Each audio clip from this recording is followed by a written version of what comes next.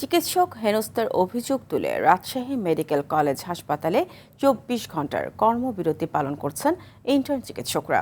সকাল ৯টা থেকে শুরু হওয়া কর্মবিরতি চলবে আগামীকাল সকাল ৯টা পর্যন্ত। এই কর্মবিরতির ফলে হাসপাতালে জরুরি ওয়ার্ডের চিকিৎসক সেবায় মারাত্মক ভোগান্তি তৈরি হয়েছে।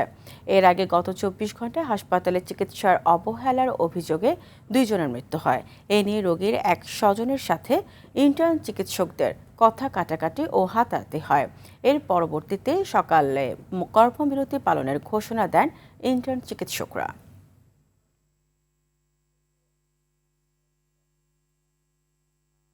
ধর্মঘটের বিষয়ে আরও জানাতে রাজশাহী থেকে সরাসরি যুক্ত হচ্ছেন সহকর্মী Mustafiz Rocky.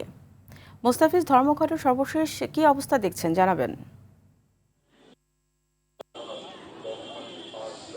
Rajshahi medical college হাসপাতালে ইন্টার্ন চিকিৎসকদের যে ধর্মঘট সেটি এরই মধ্যে ৩ ঘন্টা অতিবাহিত হয়েছে এবং এই ৩ ঘন্টায় আমরা দেখেছি যে যারা রোগী রয়েছে তাদের চরম ভোগান্তিতে আসলে পড়তে হয়েছে।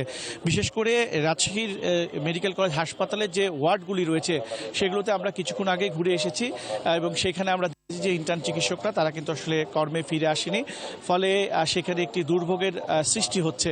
কারণ আপনি জানেন যে রাজশাহী মেডিকেল কলেজ হাসপাতালের যারা ২৪০ জন যারা ইন্টার্ন চিকিৎসক তারা কিন্তু বিভিন্ন ওয়ার্ডে কিন্তু তারা চিকিৎসা সেবা দিয়ে থাকে।